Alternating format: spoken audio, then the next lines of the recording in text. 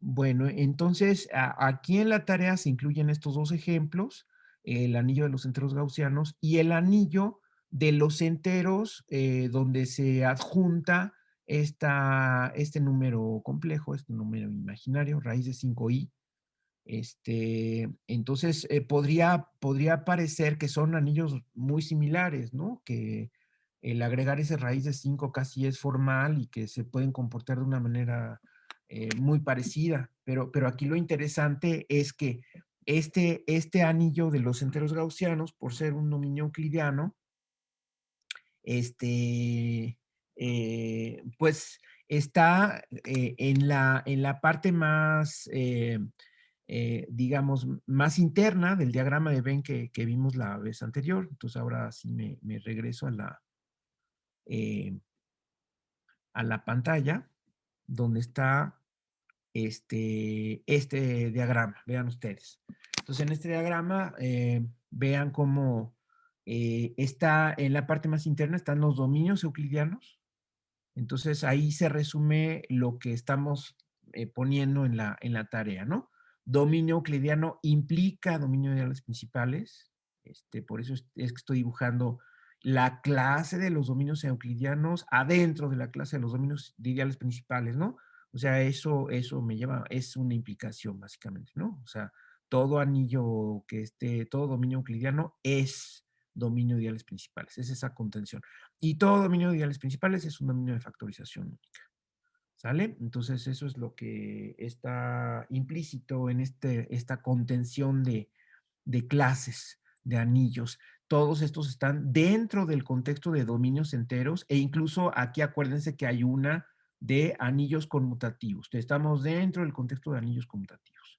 Es decir, es lo que se llama álgebra conmutativa. Cuando ustedes escuchen de una subrama del álgebra, que es el álgebra conmutativa, se refiere a los anillos que se estudian.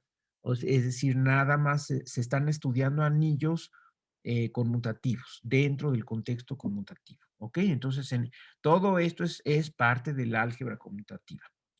Eh, bueno, entonces, pareciera muy inocente la diferencia, pero vean ustedes qué cambio tan drástico. El anillo de los enteros gaussianos es un dominio euclidiano y por lo tanto es un dominio de ideales principales y por lo tanto es un dominio de factorización única. En cambio, este no es de factorización única. Ahí nos quedamos la clase anterior. Si no es dominio de factorización única, o sea, es un dominio entero, pero no es de factorización única, está colocado aquí y por lo tanto, entonces, estas contenciones que está diciendo este diagrama de Venn se utilizan en un caso particular en un sentido positivo, es decir, si yo considero un anillo que está representado por este puntito y descubro que ese anillo está aquí adentro, automáticamente por las implicaciones ya sé que es esto, esto y esto. Y se puede utilizar también en sentido negativo. Si yo tengo un puntito que esté afuera, entonces no es dominio de factorización única, por lo tanto no es de ideales principales y tampoco es dominio euclidiano. ¿Se dan cuenta? Entonces eso se puede concluir de inmediato por el diagrama de Venn, si lo quieren ver así, o por las implicaciones que se están dando. Entonces, por eso están colocados estos dos anillos en lugares muy distintos, ¿verdad? Por cierto que sí es un dominio entero porque está en los complejos, ¿no? Y los complejos son un campo, ¿ok? Entonces, sin problema, son un campo los complejos y por lo tanto son un dominio entero, es decir, si ustedes multiplican dos elementos de aquí y ese producto es igual a 0, en particular están multiplicando dos complejos cuyo producto es igual a 0 y por lo tanto alguno de los dos tiene que ser 0, ¿no? Entonces sí estamos dentro de los dominios enteros, pero estamos fuera de los dominios de factorización única. Sí vamos bien. ¿Preguntas hasta aquí? No, profe. Muy bien. Entonces vean ustedes en qué radica esto de que la factorización no es única. ¿verdad? Curiosamente, lo que no se cumple es la unicidad, ¿sí? O sea, sí se está cumpliendo, en este ejemplo se está cumpliendo la existencia, o sea, sí lo puedo factorizar en aquí no sé por qué no puedo borrar esto. Ah, bueno. Sí eh, existe la factorización para este caso, para el elemento 6, ¿no? Acuérdense que estos son subanillos de C que contienen a los enteros. O sea, es la característica común de estos dos anillos que estamos considerando. Este, tanto el anillo de los enteros gaussianos como el anillo de los enteros, como el anillo de los enteros adjuntándoles raíz de 5i, digamos, tienen la característica de que son anillos que están, aquí déjenme ponerles otra observación, son anillos que están entre los enteros, aquí están los enteros gaussianos, y los complejos. ¿Sí? O sea, estoy comparando aquí anillos con respecto a la contención. Y entonces, bueno, si se ponen muy formales, a lo mejor pues pueden decir, no, no son estrictamente iguales, porque estos son de la forma A más BI y estos pues son números enteros. Pero esa formalidad se puede omitir, es lo que le comentaba a Diego al principio de la clase, que algunas cosas, pues, no se hacen hiperformales porque entonces ya sería demasiado engorroso, ¿no? Es decir, se admite la contención tal cual, ¿no? ¿Cómo se admite la contención? Pues bueno, simplemente un entero es lo mismo un entero que sumarle 0i, ¿no? Es lo mismo, lo asumimos como lo mismo, ¿de acuerdo? Si tenemos esto con la restricción de que A y B son enteros, bueno, los enteros están metidos en los reales, ¿no? Entonces si admitimos esta contención, que también alguien hiperformal me diría, no, no son lo mismo, porque los enteros son parejas, son clases de equivalencia de parejas de números naturales, ¿no? Porque así se construyen los enteros. Y los reales son cortaduras de Dedekind o clases de equivalencia de sucesiones de Cauchy, etcétera, ¿no? O sea, apelaríamos a la construcción de cada sistema numérico, ¿no? Y bueno, en esa construcción, pues a lo mejor no hay una contención estricta, sino que hay un monomorfismo o una función inyectiva entre anillos. Pero en la práctica, pues lo que hacemos es simplemente el sistema de los números enteros contenido en los sistemas de los números reales y a un número entero así, pues lo tomamos también como un número real, ¿verdad? Sin problema. Entonces, si asumimos esta contención, entonces podemos asumir esta contención, ¿de acuerdo? Ok, bueno, eso nada más es un comentario. Pero entonces, en resumidas cuentas, lo importante es que esto es un subanillo de los complejos que a su vez contiene como subanillo, o lo podemos ver como que contiene como subanillo a los enteros. Es decir, es un anillo que está entre los enteros y los complejos, ¿verdad? Y lo mismo fíjense, también tiene la misma característica, o sea, contiene a los enteros ¿sí? Y está contenido como subanillo en los complejos, ¿verdad? Entonces, por eso podríamos pensar, pues es prácticamente lo mismo, ¿no? Podríamos pensar, bueno, pues si ya describimos este anillo, pues ya está descrito pero sucede que no. Aquí, entonces, aquí lo que se da es la factorización de un elemento. Aquí, en lo que les decía, que este elemento es un entero, pero se puede ver como un elemento del anillo intermedio, ¿ok? Entonces, este es un elemento del anillo intermedio, de este anillo, que se está factorizando como producto de dos elementos, otra vez son enteros, pero son elementos, se pueden ver como elementos de este anillo, ¿de acuerdo? Y también como producto de estos, que son elementos de este anillo. Los elementos de este anillo aquí están descritos, ¿ok? Entonces son complejos, o sea, incluso si quieren ustedes que esto quede más explícito, sea, aquí puedo poner, estos son los elementos de los complejos, o sea, son complejos, nada más que con la característica de que ahí corren sobre todo los enteros. Entonces, son ciertos complejos. ¿De acuerdo? De hecho, hasta se pueden representar, ¿no? Yo no sé por qué me está saliendo esa raya. Ah, ya sé, debe ser la raya eh, del, bueno, a lo mejor ustedes ni la ven, o si ven esta raya roja. Sí, sí aparece, profe. A lo mejor es del PDF, ¿no? De la tarea. Exacto, es lo que estoy pensando, pero sucede que me voy al PDF y ni siquiera ahí la puedo quitar.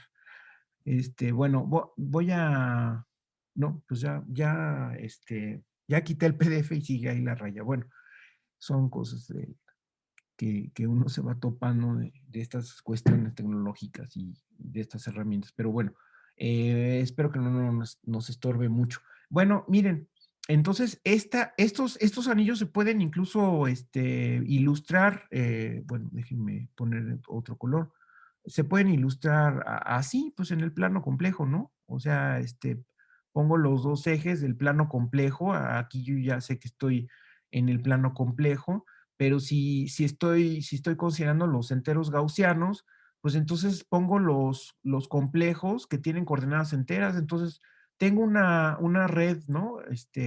O sea, simplemente llenen así de puntitos eh, con coordenadas enteras y eso pues ya les da los enteros gaussianos, ¿no? Obviamente es un conjunto infinito que se extiende en todas direcciones, pero es ese anillo, ¿no? Que es un anillo no continuo, ¿no?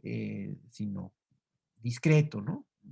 Discreto en el sentido ese de que los elementos, pues no, para llegar de uno a otro no, no toma un camino continuo, ¿no? Sino que salto, ¿no? De un elemento a otro. Esos son los enteros gaussianos. Y los enteros con raíz de 5, pues es lo mismo, nada más que en vez de que la brecha entre un punto y otro sea la unidad, pues entonces ahora la brecha entre un punto y otro, pues que sea raíz de 5. Y ya, o sea, geométricamente, digamos, son lo mismo, ¿no? Este, pues, podrían decirse, pues no hay ninguna diferencia. De hecho, si yo los comparo geométricamente, pues claro que son isomorfos, pues nada más a la distancia 1 le asocio la distancia raíz de 5, como si hubiera una expansión, como si estirara todo el plano y pues ya los veo como lo mismo, ¿verdad? Bueno, pero algebraicamente, aunque geométricamente se vean casi iguales las dos representaciones de los anillos que estoy considerando, que por cierto el anillo de los enteros, que sería el que está hasta abajo, pues es justamente el considera en la recta real, en el eje real, pues nada más considera los enteros, ¿no? Entonces ahí estarían los tres anillos, ¿no?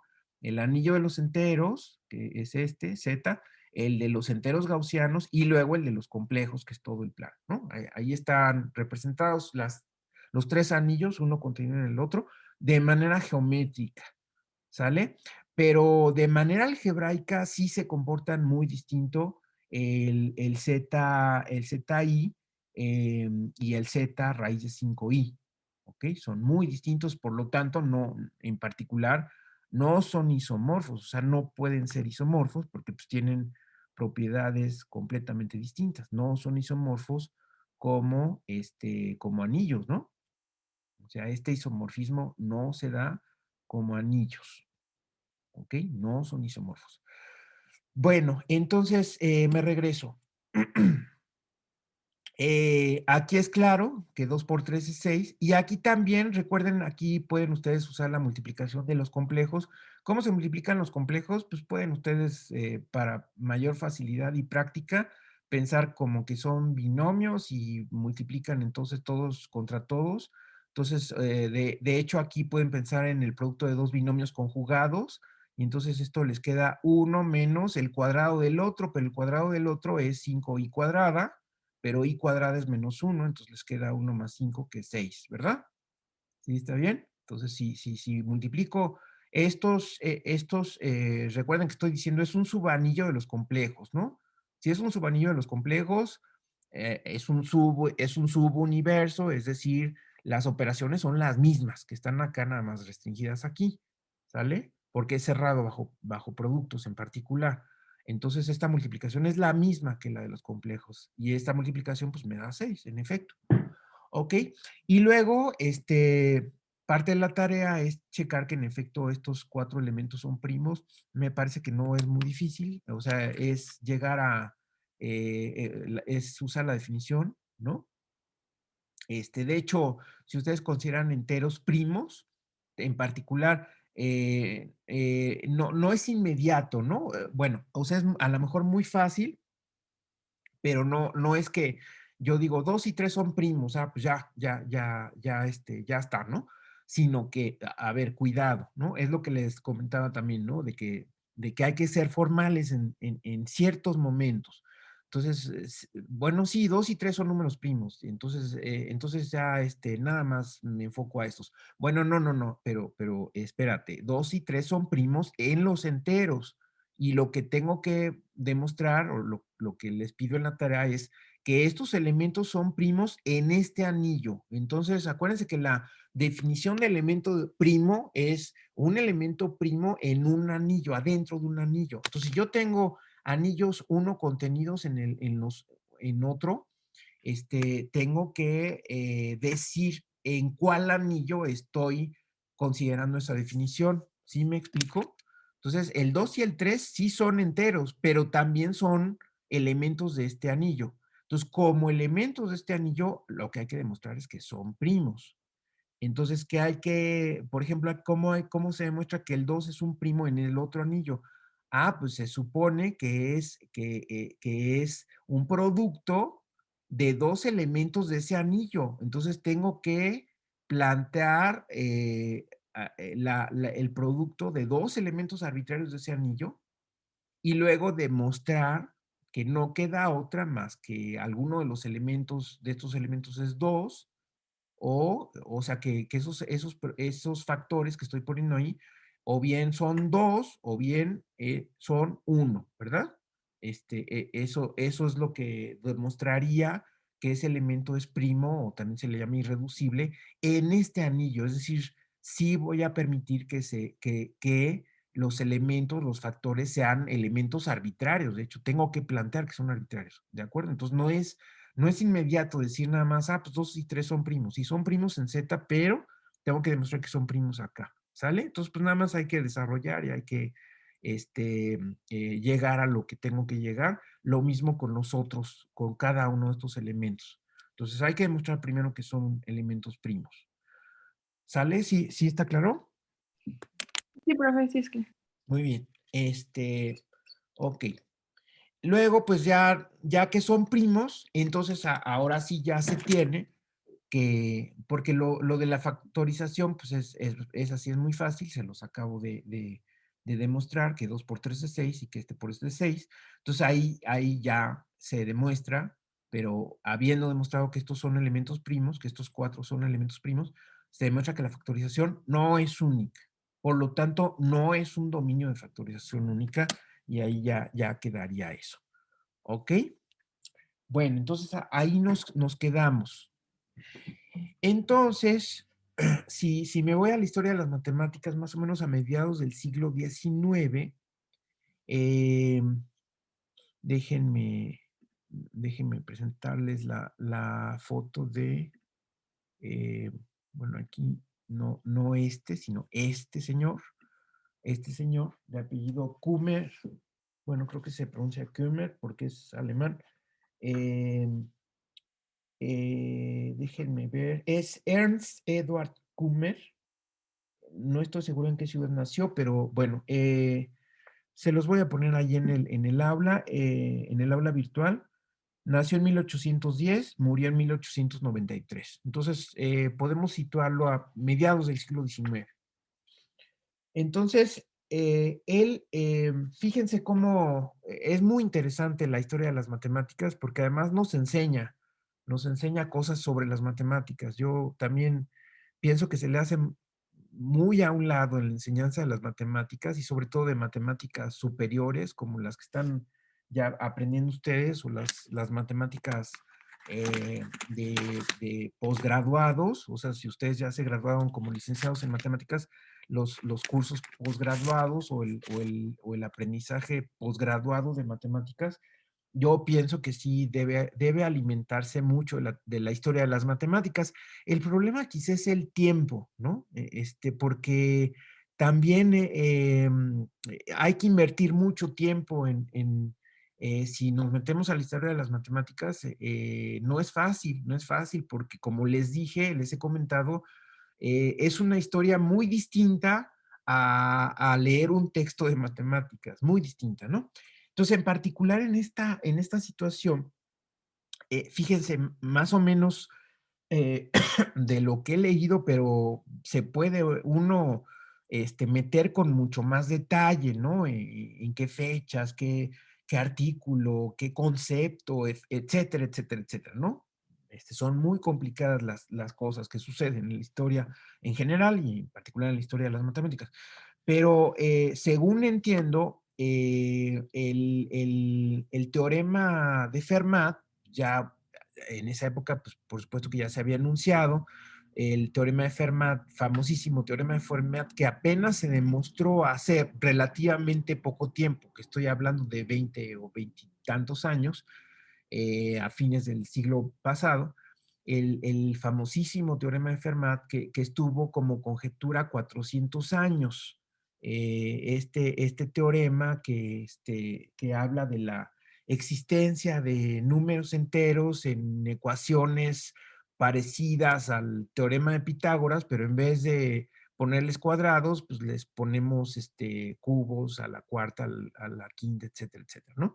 Entonces, la no existencia de soluciones para grados mayores, eso es básicamente el teorema de Fermat, que seguramente lo han escuchado, y que parecía algo muy sencillo, y además Fermat, que no era un matemático profesional en el sentido de que haya ido a la universidad a estudiar matemáticas, sino que era un abogado que le fascinaban las matemáticas y que era buenísimo como matemático, aunque no hubiera estudiado una carrera, Pierre de Fermat, estamos hablando del siglo XVII, Pierre de Fermat. De él no tengo ahorita a la mano el retrato, pero bueno, es que no lo esperaba mencionar, pero bueno, ya lo estoy haciendo. Siglo XVII enunció ese teorema, el teorema de Fermat, y además, porque en aquella época los teoremas se enunciaban como problemas, es decir, casi como una afición, como un juego. Entre matemáticos escribían cartas y se decían, pues, a ver, resuelve este problema y a ver cuánto tardas, etcétera. Y entonces, no sé exactamente si fue una carta, pero en un escrito él dijo, pienso que esto es cierto, pero no me da tiempo ahorita de escribir la justificación, pero esto es cierto, ¿no?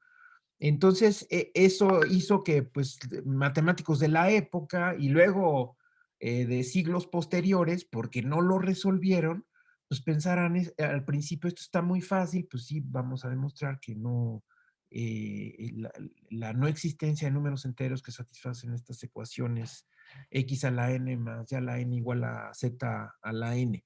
Em, este, pero pues no se daba la demostración y no se daba y no se daba y entonces eso propició un desarrollo impresionante de las matemáticas, bueno, en ciertas líneas, ¿no? O sea, al ir horadando, eh, esto no me sale usando álgebra, álgebra, digamos, operacional.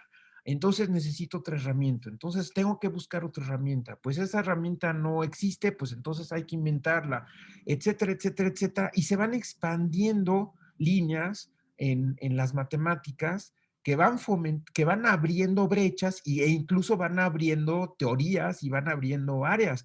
Entonces, esa semilla que sembró Fermat en el siglo XVII, pues llegó hasta el siglo XX y fue hasta fines del siglo XX en que se pudo demostrar el teorema usando funciones elípticas y otras cosas muy complicadas, y en un equipo de varios matemáticos, y entonces eso les dice qué tan poderoso puede ser enunciar un teorema y que se trabaje en su demostración. Ok. Eh, me dicen, por favor, si tienen algún comentario, ¿eh? Entonces, eso como paréntesis. Kummer fue uno de los que trabajó el teorema de Fermat, de los que intentó demostrar el teorema de Fermat. Entonces, en lo que se enfocó Kummer es en, en anillos del tipo que les estoy diciendo. En particular, se enfocó déjenme regresarme, entonces, bueno, este es Kummer, ya me regreso a la pizarra, entonces voy a la pizarra y aquí, bueno, esto nada más lo ilustré, lo dejo ahí como ilustración de que siempre es bueno tener esquemas que ilustren lo que estamos haciendo, ¿no? Entonces, nada más aquí voy a contarles que Kummer eh, estudió este, los enteros, el anillo, otro anillo, que es parecido a estos dos anteriores, pero bueno, el anillo de los enteros ciclotómicos, mm, respecto a un número primo P. ¿Ok? Ahorita les voy a decir. Ok. Entonces, fíjense, los enteros ciclotómicos respecto a un número primo P, esto sigue siendo un ejemplo, por eso lo estoy poniendo en verde. Entonces, fíjense, parto de un número primo P. Déjenme. Entonces, aquí, parto un número primo P. P, un número primo. ¿Ok? Un número primo. Vamos a considerar un número complejo que es una raíz primitiva. Ahorita les explico lo que es una raíz primitiva de la ecuación z a la p igual a 1. ¿Ok? Es decir, una raíz pésima primitiva de la unidad. Esto también tiene su ilustración, es decir, acuérdense ustedes, bueno, si no lo han visto, que en los complejos, otra vez me voy al plano complejo, aquí están los complejos, ¿ok? Y si quiero considerar raíces de la unidad, pues entonces, por ejemplo, las raíces cúbicas de la unidad van a formar un triángulo. Ahí están los tres complejos que forman la raíz cúbica de la unidad, pero también puedo considerar la raíz quinta de la unidad, que va a formar un pentágono. Voy a tratar de dibujar un pentágono aquí, más o menos, a ver si me sale, un pentágono regular, ¿no? Son regulares. Ahí está, ¿no? Entonces, aquí estoy ilustrando las raíces quintas de 1, ¿no? Es decir, son las raíces de z a la 5 igual a 1. Si esto lo considero como una ecuación, pues entonces quiero encontrar las soluciones de esta ecuación. Y sucede que en los números complejos, porque en los complejos, a diferencia de los reales, sí puedo encontrar todas las soluciones de una ecuación de cierto grado, a diferencia de los reales.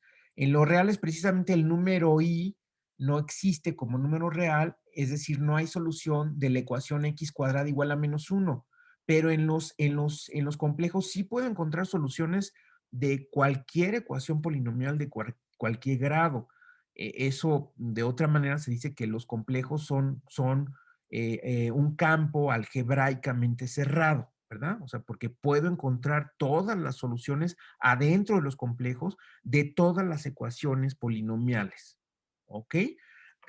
Entonces, en particular, las soluciones de este tipo de ecuación, pues son las raíces de la unidad. Y se forma aquí un dibujo muy bonito, que son estos puntos que puedo representar sobre la circunferencia de radio 1, precisamente. Y entonces, pues una raíz primitiva es, por ejemplo, esta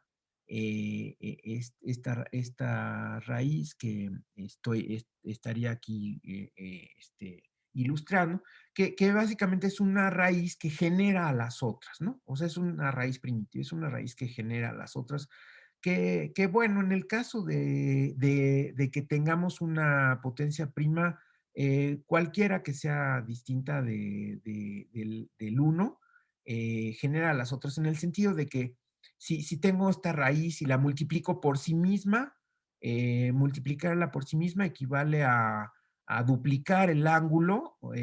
Acuérdense que, bueno, los complejos tienen una forma polar, donde pues, simplemente estoy considerando la distancia, el origen y el ángulo.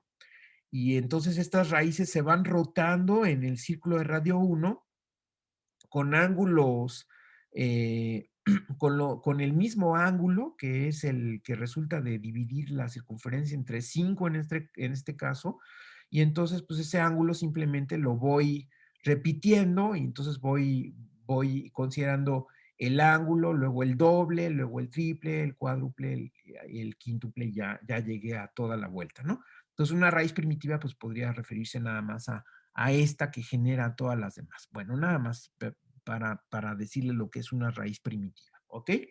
Entonces, toman ustedes una raíz primitiva de la unidad y luego lo que hacen es adjuntarla de esta forma. Entonces,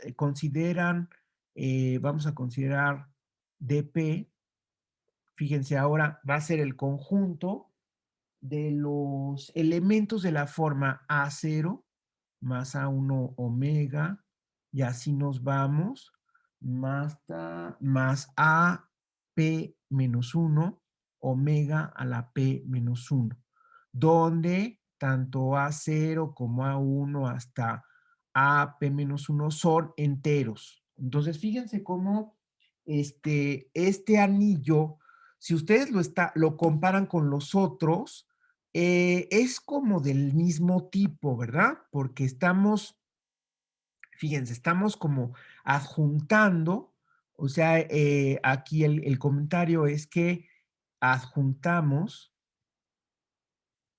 el número complejo omega. ¿Ok? El número complejo omega lo adjuntamos. Bueno, así lo podemos poner entre comillas, pero en el mismo sentido en que en ZI estamos adjuntando el número complejo I. Fíjense, aquí estamos adjuntando este número complejo I. Y en Z raíz de 5i estamos adjuntando el número complejo raíz de 5i. ¿Ok? Aquí estaríamos adjuntando el número complejo omega. ¿De acuerdo? Pero fíjense, si está omega, entonces eh, debe estar, también, si está omega, entonces debe estar también omega cuadrada, omega cúbica, etcétera, hasta omega p menos 1. A omega p, pues ya no, omega la p ya no lo pongo porque omega la p es 1, y entonces, pues, ya aquí ya estaría hablando de números enteros, ¿no? Omega la p igual a 1, pues ya estaría como en esta parte de aquí, es decir, en el término independiente, ya estaría hablando nada más de multiplicar el 1 por números enteros. Pero el punto es que si yo adjunto este número complejo, puesto que estas potencias tienen que estar porque quiero construir un anillo y un anillo debe ser cerrado bajo productos, entonces tienen que estar todas estas potencias. Esto no tenía, digamos, esa característica en los ejemplos anteriores porque aquí I cuadrada es -1, entonces ya estoy en los enteros, ¿verdad? Ya nada más adjunto la I y si considero sus potencias, pues ya nada más genero la I y genero los enteros. Y con raíz de 5i sucede lo mismo. Si yo elevo esto al cuadrado, pues me queda -5, ¿no? Entonces ya estoy en los enteros. Entonces, por eso la descripción de estos anillos es mucho más sencilla y nada más se reduce a dos términos, ¿de acuerdo? Que son estos dos, en este caso, y estos dos. Pero en el caso de adjuntar esta raíz primitiva, que por cierto, todas estas son raíces también, o sea, todos los que están apareciendo en los términos sucesivos, vean ustedes que son justamente las raíces complejas de la unidad, las raíces pésimas complejas de la unidad, y estoy considerando combinaciones lineales con coeficientes enteros de esas raíces complejas de la unidad. ¿Se dan cuenta? O sea, justamente estas 5 raíces, en el caso de p igual a 5, son las que estoy considerando y luego multiplicándolas por números enteros para generar un anillo, ahora sí que sea cerrado bajo productos y bajo sumas y que esté el 1 y nuevamente obtenemos nuevamente, un anillo que es intermedio entre los enteros y los complejos, ¿ok? Obtenemos otra vez un anillo de ese tipo. Entonces, bueno, se puede demostrar que, o simplemente se lo imaginan, ¿verdad? Fácilmente, que en efecto es cerrado bajo sumas. Las sumas, pues simplemente van a ser sumar términos semejantes, entonces voy a obtener lo mismo. Y los productos, pero los productos nuevamente en los complejos es todos los factores, todos los términos contra todos los términos, y entonces ahí voy a usar pues estas potencias, ¿no? Omega, omega cuadrada. Y si me paso de omega a la p, pues lo único que va a pasar es que vuelvo a dar la vuelta, ¿no? O sea, aquí fíjense que este es omega cuadrada, omega al cubo, omega a la cuarta, y luego omega a la 5, pues es la 1, es el 1, omega a la 6 es igual a omega, y así me voy, ¿no? Entonces, por eso es que cuando yo multiplico y obtengo potencias mayores, pues a fin de cuentas regreso al mismo ámbito y me quedo en elementos de esta forma, ¿sale?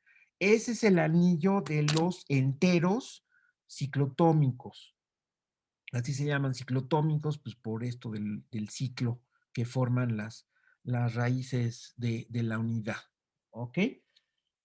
¿Sale? ¿Está claro este otro ejemplo de anillo? Sí, profe. Ujú.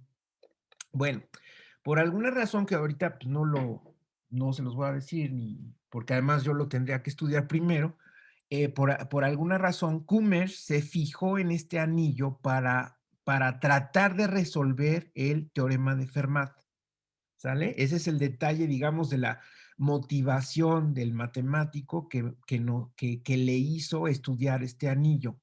Y por la misma motivación,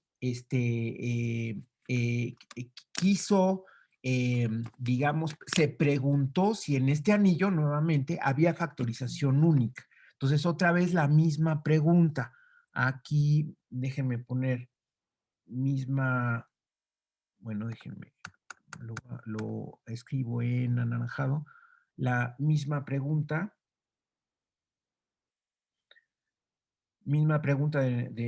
que hicimos anteriormente en los otros anillos, DP es un dominio de factorización única, o sea, se da la factorización única. Y entonces, otra vez la respuesta aquí es que no. Bueno, no siempre, o sea, no se los voy a decir explícitamente, pero aquí la respuesta es que, o sea, respuesta es que no siempre. Es decir, hay casos donde sí, o sea, para ciertos valores de P sí es un dominio de factorización única y para otros valores de P no lo es, ¿no? Es decir, aquí hay dos casos, ¿no?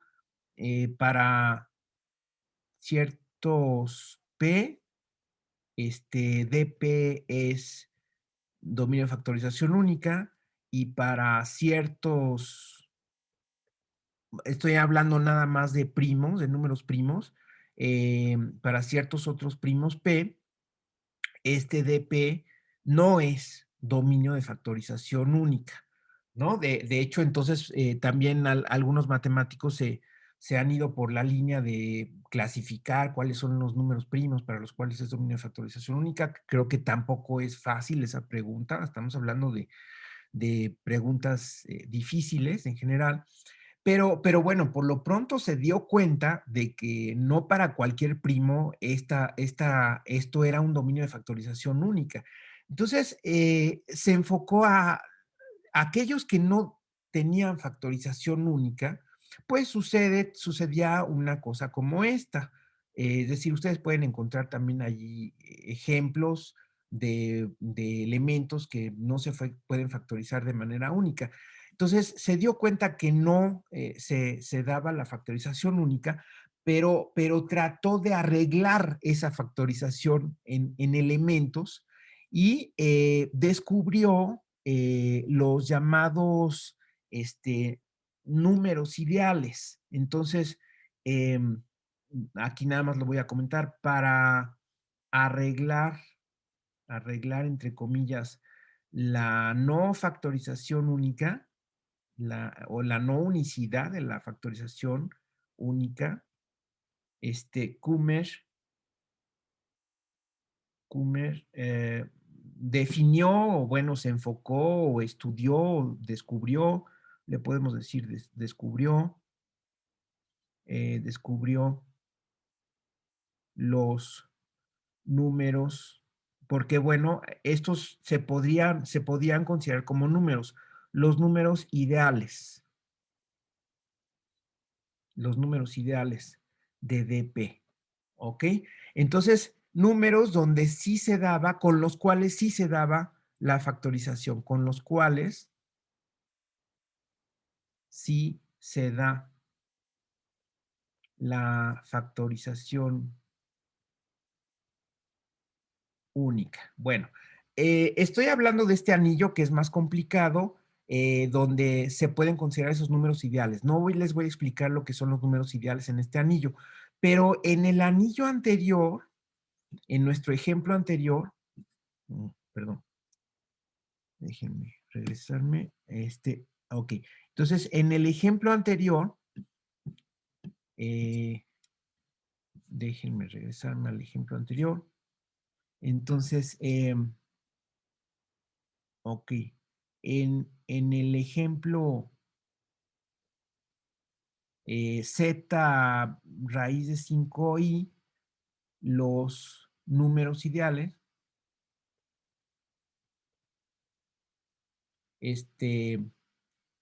que corresponden a la factorización de 6 del elemento 6 son, entonces aquí los tengo, ok, entonces sería, fíjense, sería 6, por un lado es 2 por 3, por otro lado dijimos que era 1 más raíz de 5i por 1 menos raíz de 5i, ¿de acuerdo? Esas eran las dos factorizaciones que fallaban, que descomponían, bueno, que hacían que fallara la factorización única. Pero ahora, si metemos elementos que, por eso les llamo ideales, porque no están en este anillo, ¿ok? Pero fíjense cómo esto lo puedo poner, de hecho lo voy a poner en otro color, bueno, no sé si se alcanza a ver este azul, que sería, fíjense, raíz de 2 por raíz de 2. Ahí estoy metiendo un elemento que no está en el anillo, repito, ¿ok? Aunque sí estaría en los complejos, ¿no? Porque es un número real y racional que por lo tanto pues, se puede ver como un complejo. Es decir, el 2 lo estaría escribiendo así, el 2.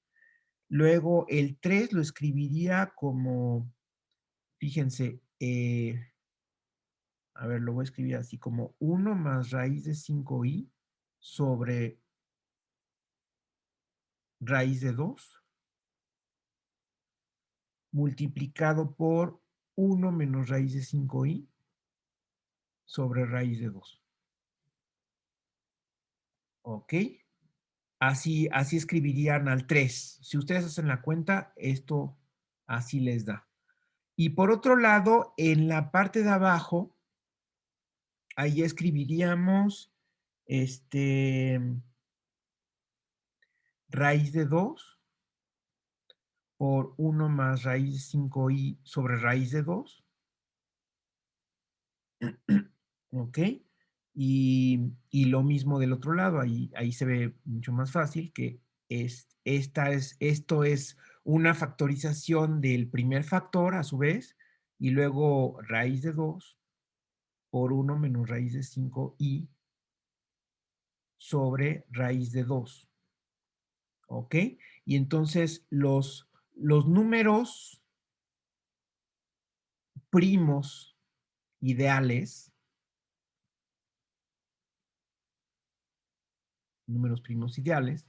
serían ahora raíz de 2, 1 más raíz de 5i sobre raíz de 2 y 1 menos raíz de 5i sobre raíz de 2.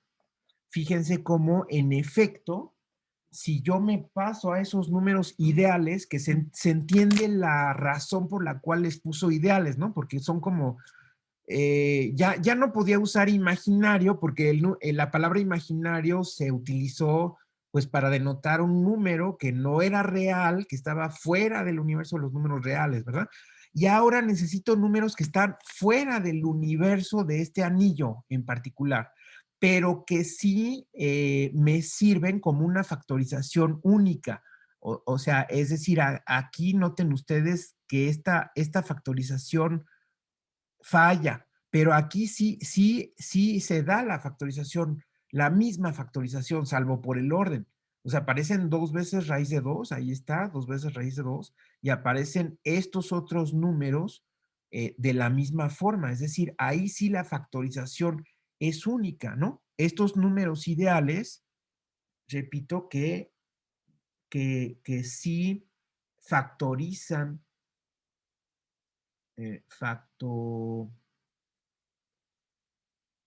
factorizan de manera única al elemento 6, ¿sale? Pero digamos que se está haciendo un poco de trampa porque me estoy saliendo de este anillo, pero afuera de ese anillo, permitiéndome esa libertad, se arregla la factorización, ¿ok? Eh, Más o menos entiende cuál es la idea de Kummer. Aquí es más fácil explicarlo en este anillo, pero Kummer lo estudió en el anillo de los ciclotómicos, donde por la forma que tienen los elementos, pues sería mucho más largo, ¿no? Encontrar los números ideales de una factorización, etcétera. Pero la misma idea es la que estoy explicándoles con este ejemplo. ¿Sale? ¿Vamos bien? Sí, profe. Bueno, entonces ahí es donde surgió la palabra ideal. O sea, en realidad, estos números primos ideales que están fuera del anillo, aunque dentro de los complejos, es decir, estamos aquí en esta contención. Fíjense, me salí bueno, incluso esto lo podemos ver como un diagrama de Venn, ¿no? O sea, los enteros, luego el anillo de raíz de 5i y luego los complejos. Entonces, en vez de buscar factorizaciones aquí en medio, he hecho mano de otros números que están aquí afuera, bueno, afuera de este anillo, que me sirven para factorizar de manera única. Eso es lo que hizo Kummer y por eso a esos números les llamo ideales. Pero en realidad lo que estaba atrás de eso eran los ideales primos, como los estamos ya de manera moderna llamando.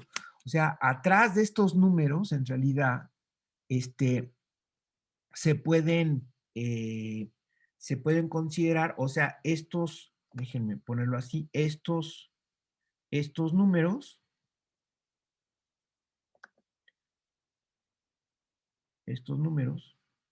corresponden a ideales en el sentido en que nos estamos manejando en el curso. Ideales primos, ahora sí, del anillo en cuestión.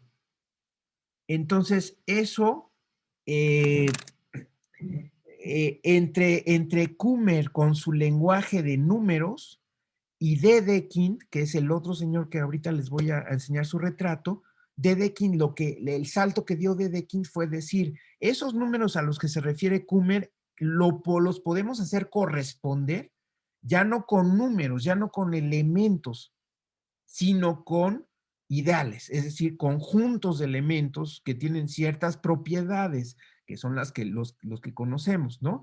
Y que son primos en el sentido que ya les explicamos aquí. Y del anillo sin salirme de este anillo, ¿ok?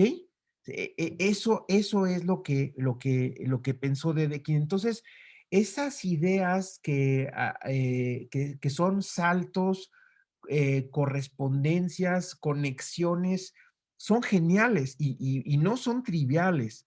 Dedekind, hablan de que Dedekind estuvo trabajando en la definición de ideal, la definición de ideal primo y en última instancia la definición de anillo abstracto, es decir, lo que hizo Dedekind fue abstraer las cuestiones que otros matemáticos como Kummer estaban observando en anillos específicos y abstraerlas en el ámbito en que nosotros usualmente en los cursos definimos las cosas, ¿no? Pero eso fue absolutamente genial e importante. Bueno, entonces dejo de compartir y les muestro entonces ahora a Dedekind. Este es Dedekind. Entonces, Dedekind estamos hablando de Richard Dedekind, ya de finales del siglo XIX. O sea, Dedekind ya, digamos, su trabajo no encuentro aquí las fechas de su, pero bueno, fácilmente lo pueden buscar y se los voy a poner en el aula. Sus trabajos se ubican alrededor del final del siglo XIX y principios del XX. Y contribuye Dedekind, como otros matemáticos de este momento histórico, a formalizar las matemáticas. ¿De acuerdo? Entonces, en la tarea, bueno, hasta aquí no sé si hay algún comentario, alguna pregunta. No, profe, Bueno, profe. Ok, entonces, déjenme irme a la tarea. Profe, Dime, ¿quién me está hablando? ¿Juan Manuel? sí, Dime. bueno, es que me desconecté un momento porque, bueno, por cuestiones tecnológicas, Ajá, pero ¿sí? bueno, vi que estaba hablando de Dedekind y eso.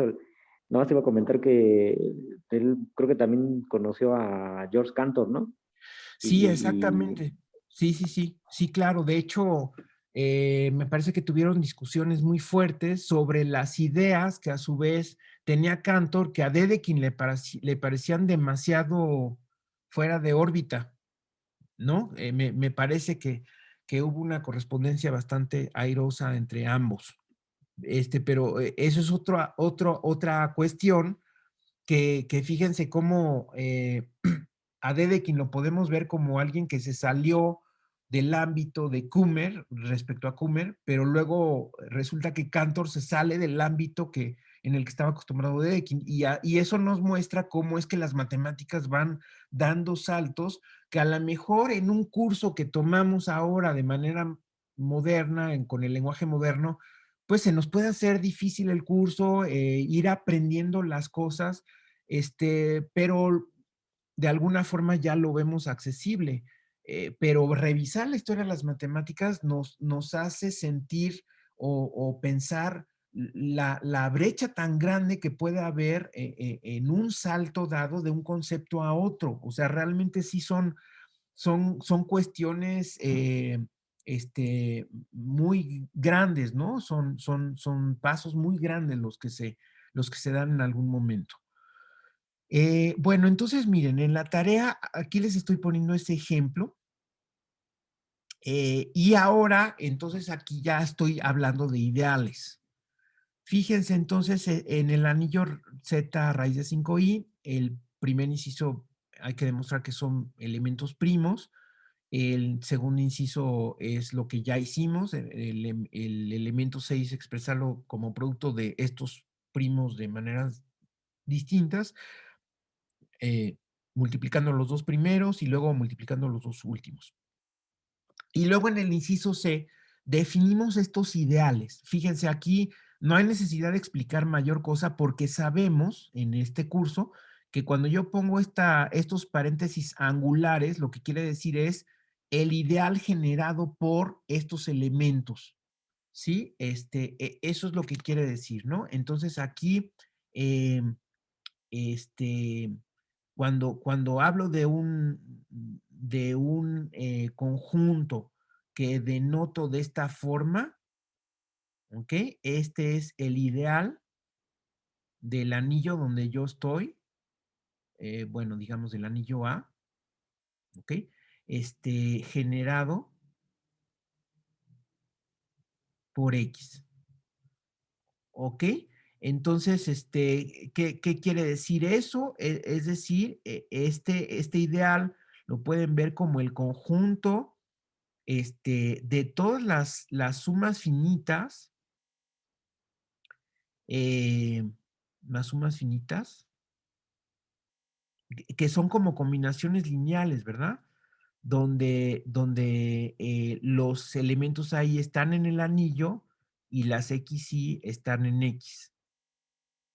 Bueno, de hecho es más complicado que esto, perdón, porque tengo que considerar aquí productos de elementos de X y, ¿no? Es decir, aquí tengo a su vez que multiplicar por elementos XJ, desde J igual a 1 hasta M, eh, donde las AI son elementos de A y las XJ son elementos de X. Es decir, construyo polinomios donde en cada término puedo multiplicar por elementos del anillo, pero también, por otro lado, multiplico como si fueran variables por elementos de X.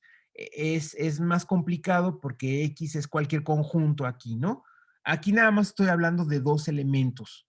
Entonces, por eso tengo que tomar en cuenta el producto de estos dos elementos, pero luego multiplicado también por cualesquiera elementos del anillo, ¿ok? Entonces, ese es el ideal. O bien, como lo hicimos al principio del curso de manera externa, estoy hablando, en otras palabras, del menor ideal que contiene a X.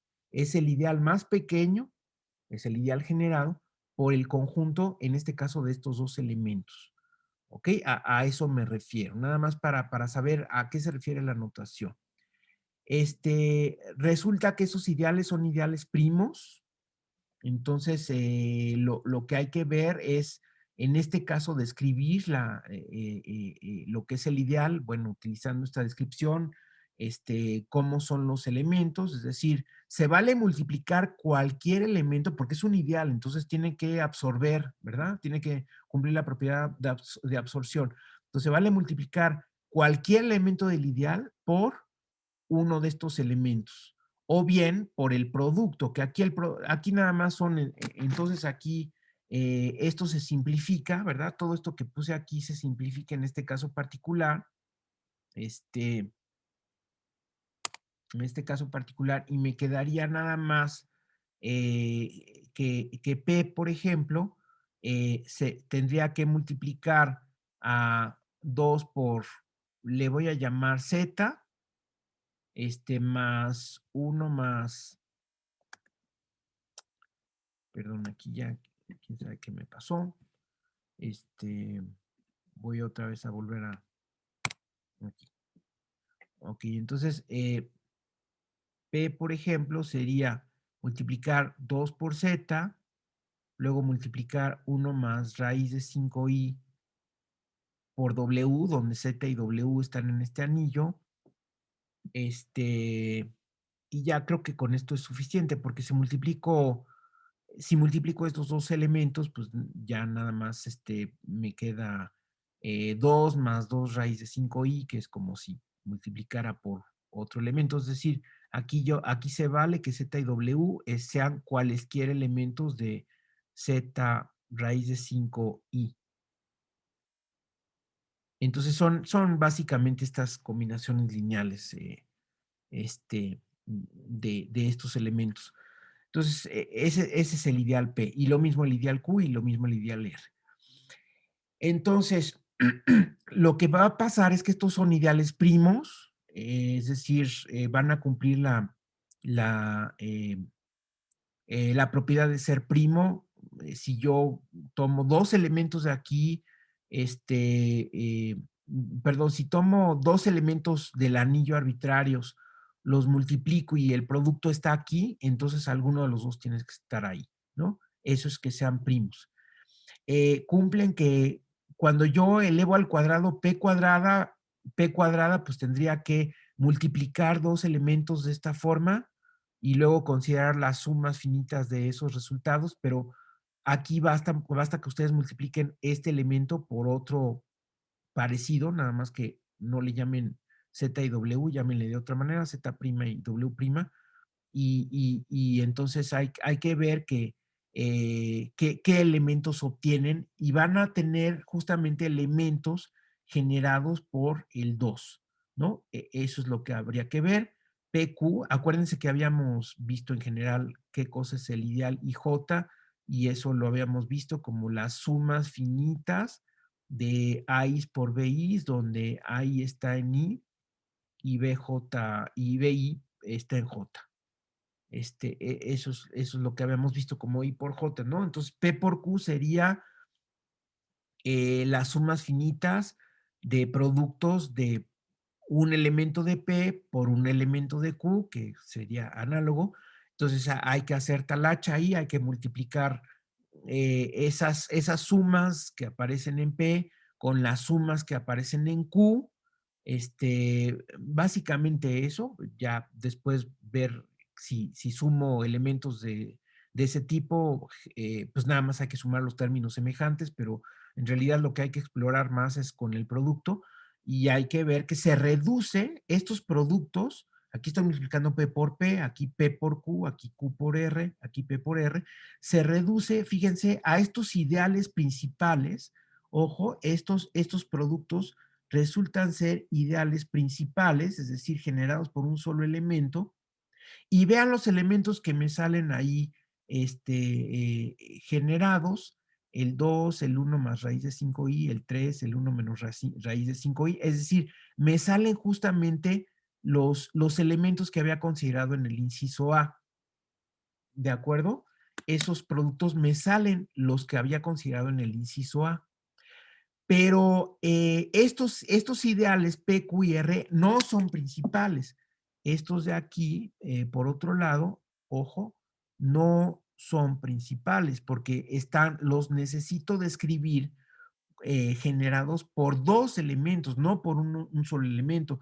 Aquí basta con que yo multiplique cualquiera de los elementos que están aquí por elementos arbitrarios del anillo, es decir, Z más raíz de 5i por W, para generar a todos los elementos de estos ideales.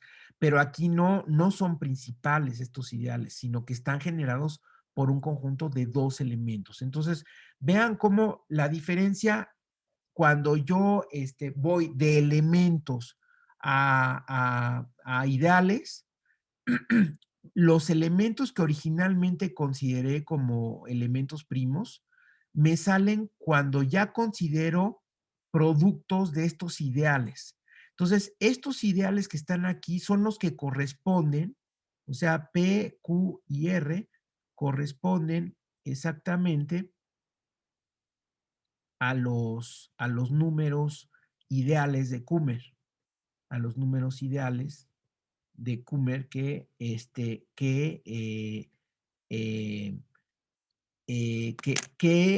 los que hablé hace rato, ¿no? O sea, en vez de hablar del número que había hablado hace rato, que era raíz de 2, en vez de hablar del número raíz de 2, entonces hablo de este ideal eh, eh, de uno de los ideales que están aquí, ¿no? Debe ser este. En vez de hablar de raíz de 2, hablo de este ideal. En vez de hablar del otro número, que se acuerdan que era 1 más raíz de 5i sobre raíz de 2, hablo de este. Y en vez de hablar de 1 menos raíz de 5i sobre raíz de 2, hablo de este ideal. Y estos ideales sí están metidos en este anillo, nada más que lo que pierdo es que no están descritos con un solo elemento, sino que están descritos con 2 elementos. Y resulta que el ideal principal generado por el elemento 6 sí se puede factorizar de manera única con estos ideales primos que corresponderían a los números ideales de Kummer, y entonces la factorización única sí se va a dar en ideales primos. Este ejemplo que a lo mejor puede resultar muy talachudo, por ejemplo, sobre todo demostrar que son ideales primos, tal vez, ahí inténtenlo, por lo menos, y bueno, me dicen si sale, pero de todas maneras, lo que me importa más es el resultado, no tanto la talacha, pero lo pueden intentar, por eso lo puse aquí, pero sobre todo lo puse por la información que me da de llegar a la conclusión de que el elemento 6 sí está factorizado de manera única, ya no por los ideales principales que en los que puedo pensar al principio, sino en otros ideales que también resultan ser primos, y que corresponderían a los números de Kummer.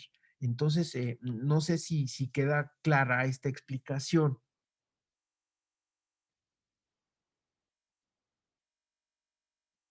Déjenme, mientras piensan, déjenme irme regresando a la pantalla, porque ya, de hecho, ya estamos acabando aquí la clase. ¿Ok? Es decir, aquí déjenme copiar. Voy a copiar los ideales primos. Aquí los voy a ir copiando. Entonces, en la pantalla anterior hablaba de los ideales primos. Entonces, aquí voy a hablar.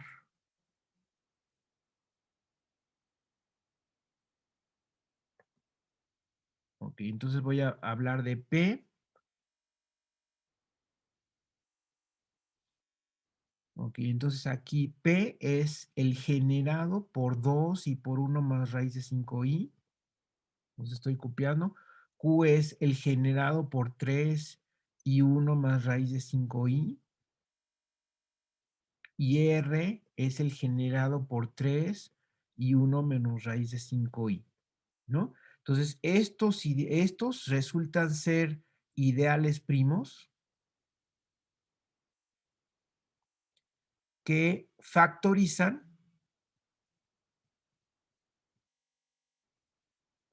ahí sí de manera única al ideal principal generado por 6. Entonces, el elemento 6 se sustituye por el ideal principal generado por 6. De la misma manera que en los enteros, acuérdense que en los enteros, el ideal, bueno, en general el ideal n, no importa que no sea primo, el ideal n se sustituye por, perdón, el número n, o sea, el número entero n, se sustituye por el ideal NZ,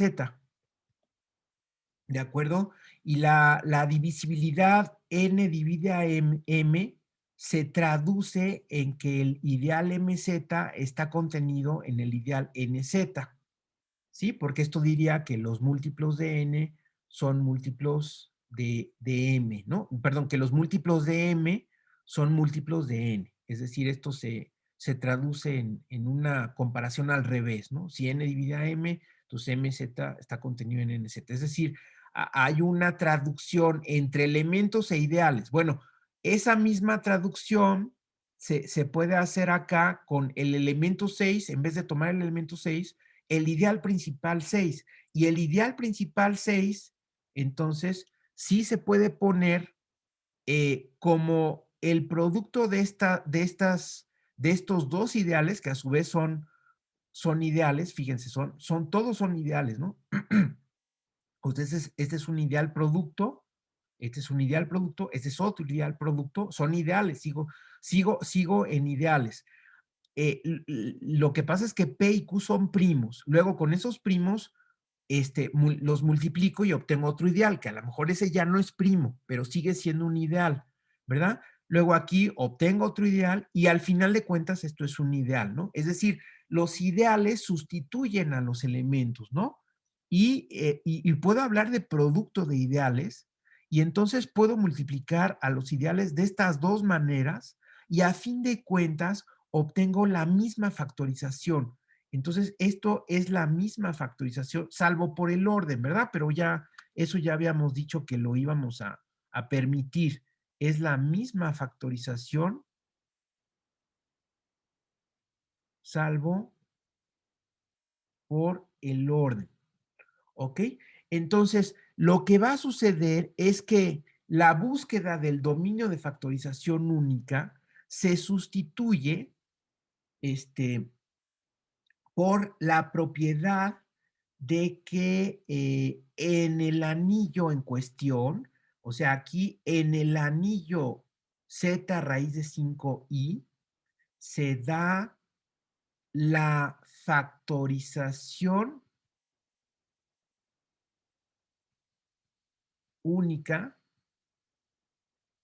de ideales, no de elementos, sino de ideales como producto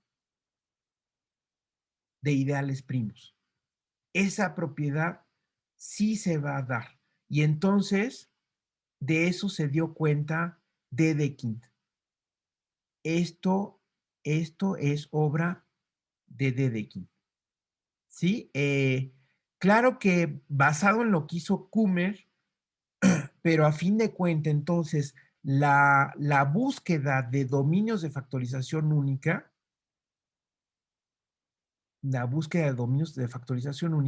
se sustituye por los dominios que tienen esta propiedad, la factorización única de ideales como producto de ideales primos. Y a esos, probablemente no el mismo Dedekind, sino hasta después Noether, les llamó dominios de Dedekind. Los dominios de Dedekind son los dominios donde no se da la factorización única de ideales, de elementos como producto de primos, sino la factorización única de ideales como producto de ideales primos. Y aquí entonces llegamos a los dominios de Dedekind. ¿Sale? Y bueno, con eso terminamos la clase de hoy. No sé si hay alguna pregunta o comentario.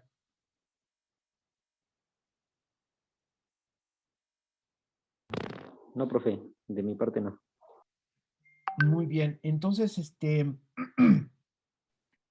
aunque es complicado y lleva tiempo, sí me gusta aprovechar para contarles estas cuestiones de la historia de las matemáticas que creo que sí aporta bastante y porque además creo que en el álgebra es un suceso histórico muy importante el pasar a los dominios de Dedekind y el siguiente paso que va a ser los anillos noetherianos que nuevamente nos van a hacer caer o nos van a hacer referirnos a Noether, que es quien dio el siguiente paso que les voy a contar la próxima clase, la clase del viernes.